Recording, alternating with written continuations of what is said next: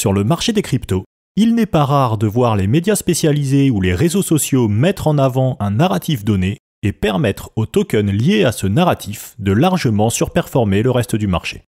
Alors, dans cette vidéo, on va mettre en place une stratégie de trading dont l'objectif sera de profiter des mouvements de prix induits par ce type de dynamique.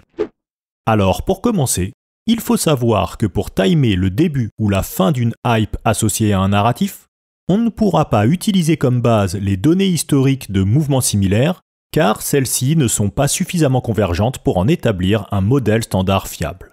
En effet, certaines hypes vont durer une semaine, d'autres 3 mois, voire quasiment 1 an comme les NFT en 2021, et on aura les mêmes divergences concernant les amplitudes de hausse.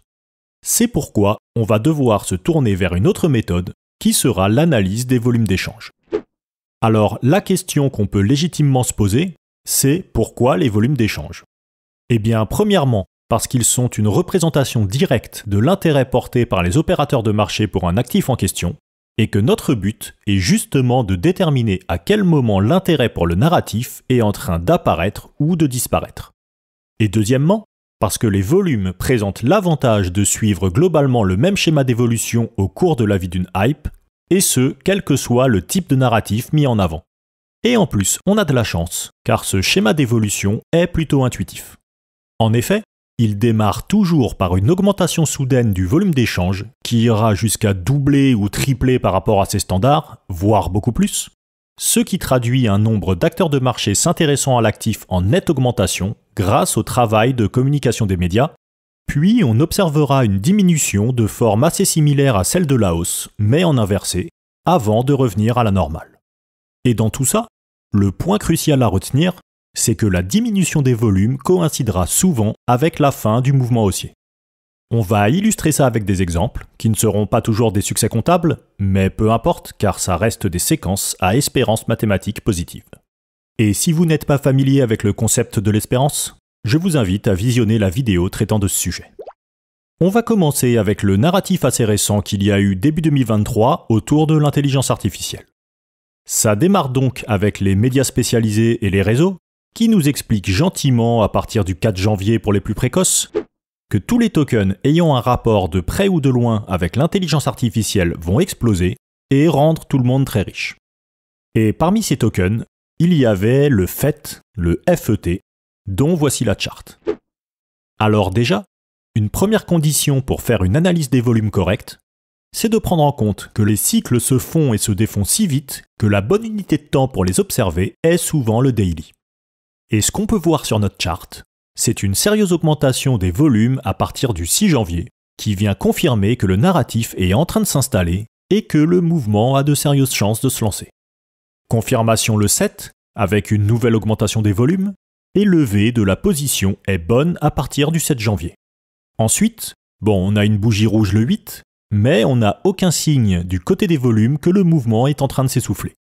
On doit donc interpréter cette situation comme une correction dans une phase haussière, ce qui a pour conséquence d'augmenter le levé de notre position par rapport à la veille. Il serait d'ailleurs pertinent de profiter de cette opportunité pour augmenter la taille de notre position. En effet, comme on l'avait expliqué dans la vidéo de la gestion de portefeuille, plus le levé d'une position est bonne, et plus il est intéressant d'y être lourdement exposé. Ensuite, les volumes se maintiennent jusqu'au 15 janvier, date à laquelle nous avons un premier signal de sortie, avec une diminution significative des volumes. Puis les volumes échangés le lendemain, encore en baisse, viennent confirmer la fin du mouvement. Levée devient probablement négative, c'est donc une sortie totale de position. Entre-temps, le prix est passé d'environ 15 centimes à 22 centimes pour une hausse de 46%. Les prochaines journées confirment que le mouvement s'est essoufflé, malgré la petite reprise le lendemain de notre sortie de position, mais on peut assister à une reprise des volumes tout à fait remarquable le 5 février, qui est confirmée par les volumes également très élevés lors de la journée du 6. C'est donc un nouveau spot d'entrée en position. Ensuite, les volumes restent significativement élevés jusqu'au 11, où une drastique diminution signale une perte d'intérêt notable pour l'actif, qui sera de plus confirmée le lendemain. C'est donc une sortie de position évidente. Entre-temps, le prix est cette fois passé d'environ 45 à 41 centimes. C'est une baisse de 9%. Et pour être complet, on va regarder un deuxième exemple avec le narratif lié à la DeFi à l'été 2020. Ça commence de la même manière avec les médias spécialisés qui s'emparent du sujet début août. Et nous, pour notre exemple, on va regarder un des tokens les plus emblématiques de cette période, qui est le Maker, dont voici la charte. Et ce qu'on voit, c'est un énorme montant des volumes la journée du 12 août, qui vient valider que le narratif mis en avant par les médias spécialisés vient de prendre place, ce qui nous permet de prendre sereinement position afin de capturer tout le mouvement qui va suivre. Confirmation le 13, avec un nouvel accroissement des volumes. Cependant, le mouvement va s'essouffler plus vite que prévu puisque dès le 14, les volumes échangés sont divisés par 4, ce qui signifie une sortie de position immédiate puisqu'on n'a clairement pas besoin d'une confirmation lorsque le premier signal est aussi clair. Bilan, le temps de notre exposition, le prix est passé d'environ 720 à 730 $, donc une opération pour ainsi dire neutre.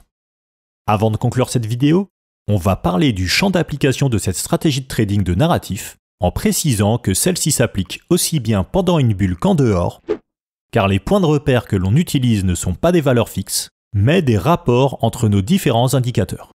Ce sont d'ailleurs les principes de cette stratégie qu'on utilise pour choisir efficacement les altcoins auxquels on s'expose pour surperformer le Bitcoin lors de la phase finale de l'ascension d'une bulle.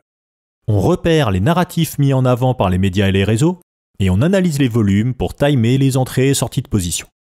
Enfin, on notera que si les volumes nous permettent d'estimer avec une bonne précision les débuts et les fins de mouvement liés au thème des narratifs, c'est également un outil qu'on pourra utiliser dans le cadre d'autres stratégies comme le trading de news, qui est le sujet de la prochaine vidéo qui s'affiche à l'écran.